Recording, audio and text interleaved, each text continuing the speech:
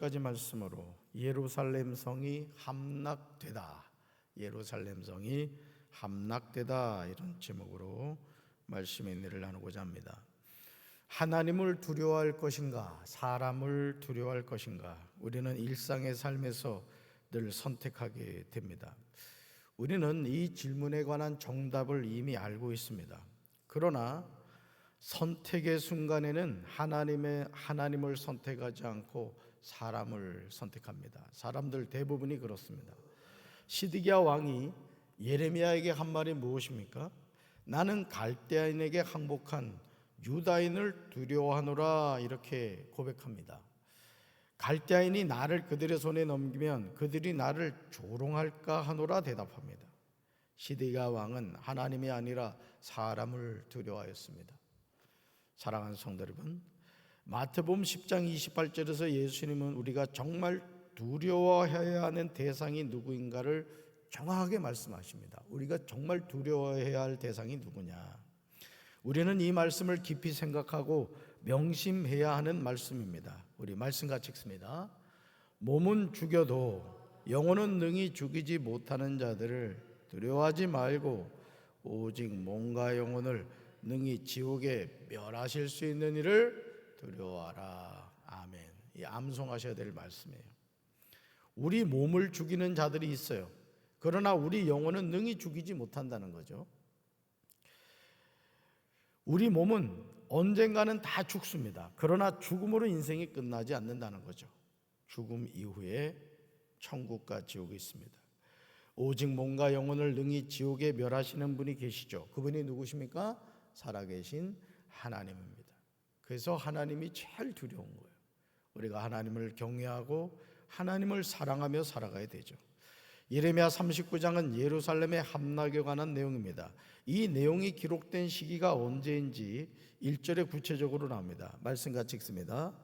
유다의 시드기야 왕의 제9년 10째 달에 바벨론의 느부갓네살 왕과 그의 모든 군대가 와서 예루살렘을 에워싸고 치더니. 아멘. 예레미야 39장 1절과 2절의 내용은 예레미야 52장 4절부터 6절에 나오는 내용을 축약시킨 것이라고 할 수 있습니다. 예루살렘이 바벨론 군대에 의해서 함락된 것은 BC 586년 7월이었습니다. 하나님이 선지자 예레미야를 통하여 말씀하신 대로 이루어진 거예요. 그러니까 여러분, 하나님의 말씀은 조금도 거짓이 없으시고 하나님의 말씀은 반드시 이루어지는 거예요. 아멘. 시드기야 왕에게 사실은 선지자 예레미야가 계속 했던 말이에요. 바벨론에 항복해야 삽니다. 바벨론에 항복해야 이 성이 망하지 않습니다, 이야기를 했죠. 사랑하는 성도 여러분, 하나님의 말씀은 거짓이 없는 줄로 믿습니다. 예레미야가 시드기야 왕에게 전한 내용이 무엇입니까? 예레미야 38장 20절에 나오죠. 우리 말씀 같이 읽습니다. 예레미야가 이르되 그 무리가 왕을 그들에게 넘기지 아니하리이다. 오나옵나니 내가 왕에게 아뢰는 바 여호와의 목소리에 순종하소서. 그리하면 왕이 복을 받아 생명을 보존하시리이다. 아멘. 여러분, 오늘 예레미야가 분명히 이야기한 것이 무엇입니까? 항복해야 된다, 그래야 산다, 이것을 분명히 말하고 있죠. 방금 읽진 않았습니다만은 2절에 보면은 언제 함락이 되었는가 구체적으로 나오는데 시드기야의 제11년 넷째 달 9달에 성이 함락되니라, 예루살렘이 함락됨에, 이렇게 나오죠. 자, 그러나 시드기야 왕은 하나님을 두려워하지 않고 누굴 두려워했다고요? 사람을 두려워했다는 거예요. 사람을. 결국 바벨론에 망하고 말았습니다. 그때가 언제다고요? 시드기야 왕 11년 4월 9일에 예루살렘 성이 함락되었습니다. 그러니까 여러분, 이 예레미야는 여호야긴, 이 고니아라 했죠. 여호야긴은 잠깐 세움 받았다가 바로 저기가 됐습니다만, 그 다음에 이제 마지막 유다 왕이 시드기야였거든요. 이 3대에 걸쳐서 하나님의 말씀을 계속 전했던 거예요. 눈물의 선지자 예레미야가. 그런데도 왕들이 듣질 않는 거예요. 그러니까 오늘도 어떻게 보면요, 강단에서 하나님의 말씀이 선포되는 것은 이미 예레미야가 여호야긴 시드기야 왕에 이르기까지 계속 하나님의 말씀을 전한 것과 똑같은 거예요. 여러분, 강단에서 전해진 말씀의 핵심이 뭐라고 생각하세요? 복 받아라, 이거라고 생각하세요? 아니에요. 사실은 이 성경의 메시지, 여러분 구약 성경이 뭐라고 그랬죠? 구약 성경 오실 메시아에 대한 거죠. 근데 그 오실 메시아 전에 뭐가 중요한 포인트가 있다 그랬어요. 너는 죄인이다, 이걸 말했다 그랬잖아요. 그러니까 성경은 우리에게 뭘 얘기하느냐? 너는 죄인이야. 그래서 내가 죄인인 너희를 구원해 줄 메시아 보내줄게. 이게 구약 39권이란 말이야. 핵심이란 말이야. 그러니까 신앙생활에서 제일 중요한 게 뭐냐면 내가 죄인인 걸 깨닫는 거예요. 내가. 아멘이십니까? 병도 내가 무슨 병에 걸렸는가를 알아야 치료가 들어갈 거 아니에요. 그러니까 성경의 핵심은 너는 죄인이다. 그 죄를 깨닫게 하는 게 뭐라 그랬어요? 초등교사, 율법이라 했단 말이에요. 율법.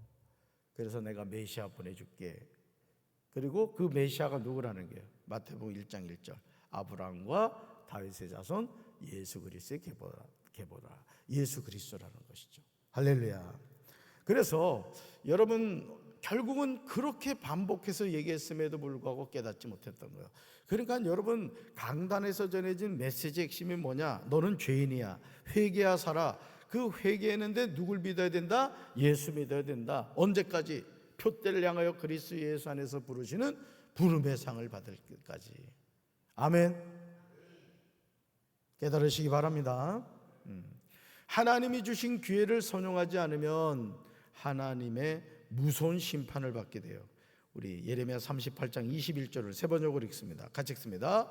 그러나 임금님께서 항복하기를 거부하시면 주님께서 저에게 보여주신 일들이 그대로 일어날 것입니다. 아멘. 그러니까 뭐 하란 얘기예요? 바벨론에 항복해야 된다. 항복해야 된다. 예레미야는 시드기야 왕에게 경고했습니다. 그 후에 바벨론 왕의 모든 관료가 와서 중간 성문의 자리를 잡았습니다. 그들은 네르갈 사레셀, 삼갈 르보, 네시의 우두머리 살스김, 점쟁이의 우두머리 네르갈 살레셀, 그리고 바벨론 왕의 다른 모든 관료였습니다. 이제 유다는 완전히 망하고 만 거예요. 하나님이 기회를 주셨는데, 돌이킬 수 있는 기회를 주셨는데 바벨론에 항복하면 산다, 이 성이 불살라지는 일이 없다, 계속 얘기했는데도 말씀을 들었다 안 들었다? 안 들었다는 거예요. 그러니까 오늘도요, 제가 늘 말씀드리지만 이 세상에서 가장 아주 나쁜 죄가 뭔지 아십니까? 용서받지 못할 죄. 예수님을 안 믿는 거예요. 우리는 도덕적이고 윤리적인 개념의 죄를 아주 질 나쁘다 생각하잖아요. 그죠? 누구 막 힘들게 했다거나 뭐 누굴 죽였다거나 뭐 사기를 쳤다거나 이런 거를 막 분노해요. 그런데 성경에서 말하는 가장 용서받지 못할 죄가 뭐냐면 예수님을 믿지 않는 거예요. 예수님을. 아멘이십니까? 그래서 지옥 가면은 제일 많이 하는 말이 믿을 걸 한다는 거예요. 또 이런 것도 있대요. 잘 믿을 걸 한다니. 잘 믿읍시다. 믿는 척하지 말고 잘 믿어야 돼요. 여러분, 시드기야와 그의 모든 군사가 바벨론 사람들을 보고 도망을 갔습니다. 그들은 밤에 왕의 정원길로 해서 두 성벽 사이의 문을 통해 성읍을 떠나 아라바로 도망을 갔어요. 그러나 갈대아 군대가 그들을 뒤쫓아갔고 여리고 평원에서 시드기야를 따라잡았습니다. 그들이 시드기야를 붙잡아 하맛 땅 림나에 있는 바벨론 왕 느부갓네살에게 데려갔어요. 그곳에서 그는 시드기야 왕을 판결했습니다. 하나님의 무서운 심판이죠.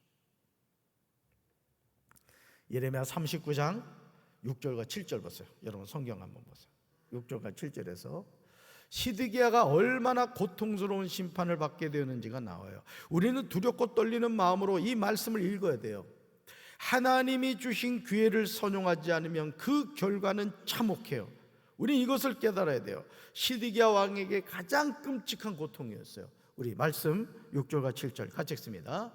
바벨론 왕이 림나에서 시드기야의 눈앞에서 그의 아들들을 죽였고, 왕이 또 유다의 모든 귀족을 죽였으며, 왕이 또 시드기야의 눈을 빼게 하고 바벨론으로 옮기려고 사슬로 결박하였더라. 아멘. 여러분 이 말씀을 잘 보세요.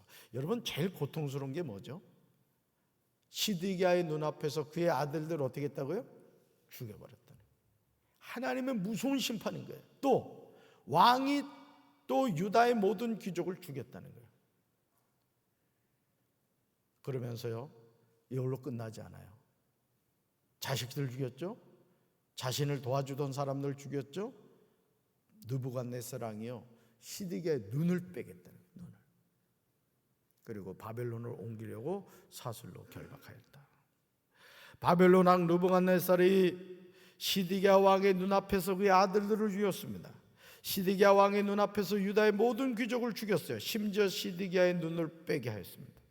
유다 왕인 시드기야를 바벨론으로 옮기려고 사슬로 그를 결박했어요. 이거는 바벨론 왕 느부갓네살의 심판이 아닌 거예요. 하나님이 계속해서 바벨론에 항복해야 산다. 선지자 예레미야를 통해 그토록 반복해서 이야기했음에도 불구하고 사람을 두려워해서 하나님을 버린 거예요. 여러분 오늘 우리도 마찬가지입니다. 절대 하나님 버리면 안 됩니다. 아멘. 시험 들지 마세요. 담임 목사가 째려봐도 시험 들면 안 돼. 왜? 담임 목사가 여러분 구원해 주는 게 아니란 말이에요. 하나님이 구원해 주시는 거죠. 그러니까 담임 목사도 예수 잘 믿어야 되고, 우리 남보미 지사님도 예수 잘 믿어야 돼. 그래야 돼. 이름이 너무 이뻐. 그냥 남보미.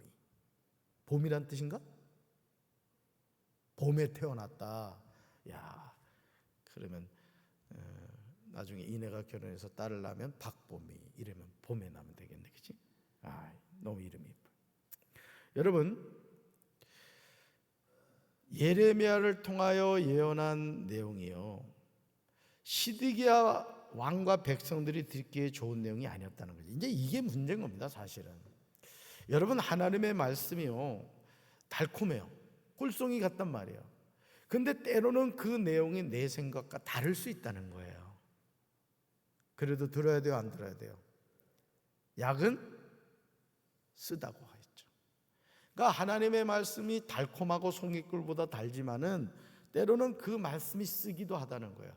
그래도 먹어야 된다, 먹어야 된다. 먹어야 되는 겁니다.